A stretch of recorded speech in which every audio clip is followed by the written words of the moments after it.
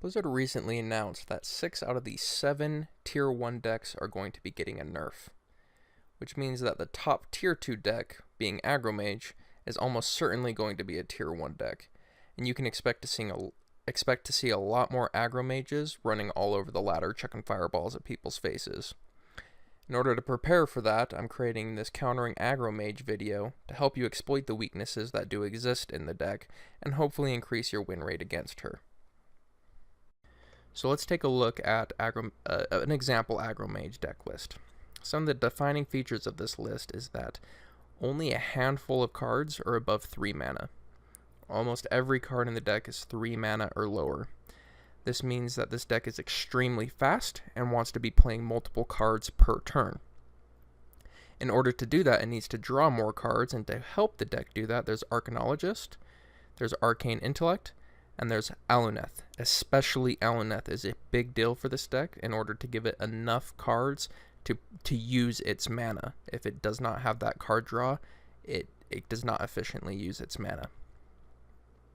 Some other defining features about the deck is it attempts to have a strong early game and is often successful using Mana Worm, Arcanologist, and Kirin Tormage.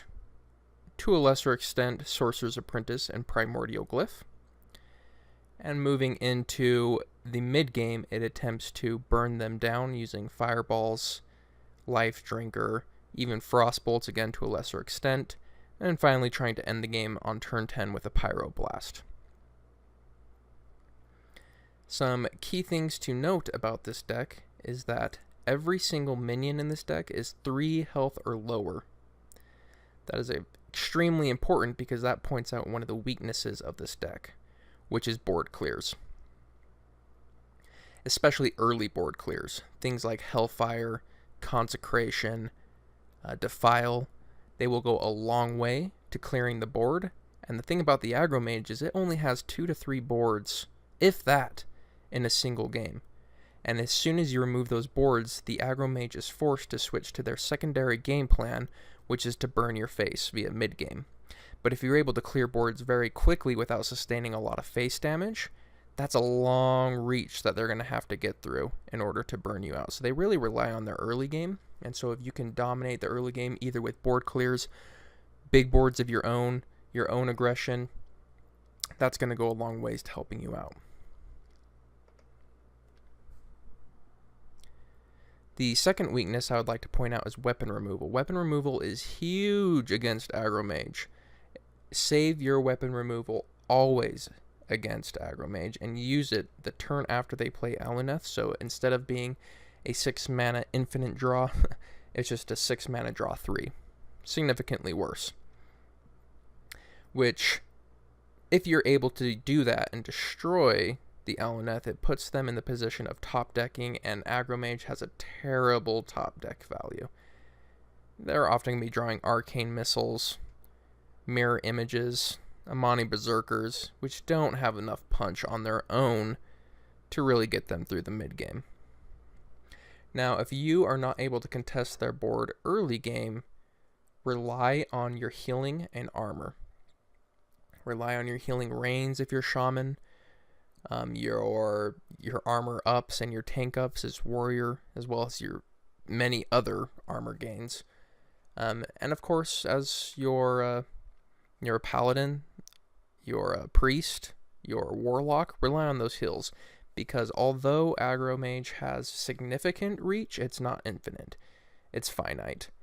And if you're able to heal or gain armor past the point where they can burn you out, they really have nothing. They have nothing besides 1 or 2 boards that are easy to clear, and they'll just pitter out and die. And honestly, when that happens to a mage, it's kind of pathetic. It looks sad.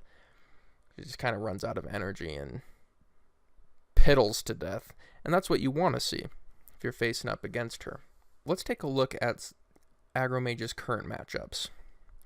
Now, the ones that are underlined are going to be even more favorable than they are right now. These are the decks that are getting a nerf.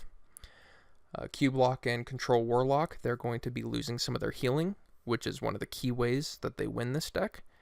And they're already not favored, and now they'll even have less healing, so that's going to be even less favored. Quest Rogue, this won't change much because Quest Rogue rarely completes quest as it is against Aggro Mage, but if it goes anywhere, it's only going up. Quest Rogue is in a bad spot against Aggro Mage. Murloc Paladin, even Paladin. Even Paladins losing their Call to Arms. Murloc Paladin is still going to have it, but it's going to cost more. So these two will both go up. This even Paladin more significantly than Murloc Paladin. The Odd Paladin stays the same. Odd Paladin wins against Aggro Mage by just making board after board after board after board, and then destroying Aggro Mage's board early, and then just outpacing the damage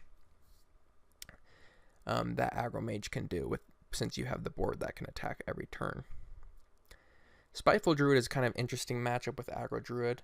So things to consider is you will never be able to play an Ultimate Infestation from your hand because there will always be a counterspell by that point in the game. But you can use your Grand Archivist to use your Ultimate Infestation from your deck, and counterspell does not block that. So keep that in mind. And then always rely on your big early taunts. Tar Creeper comes to mind. Crypt Lord comes to mind. Crypt Fiend? I don't remember. Crypt Lord or Crypt Fiend. Whatever one the small taunt is that gains more HP. Those will really go a long way to screwing over the Aggro Mage's game plan.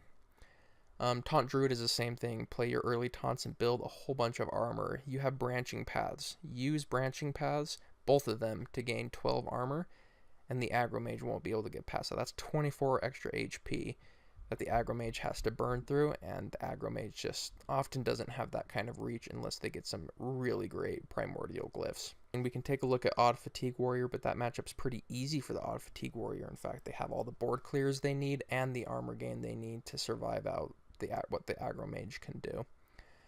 Just like the Aggro Mage, the environment is going to be significantly better for the Odd Fatigue Warrior, and if Aggro Mage becomes as popular as I think it's going to be, that's going to further increase benefits of the environment on Odd Fatigue Warrior, so expect to see more of them, and that's another deck I'll be reviewing soon.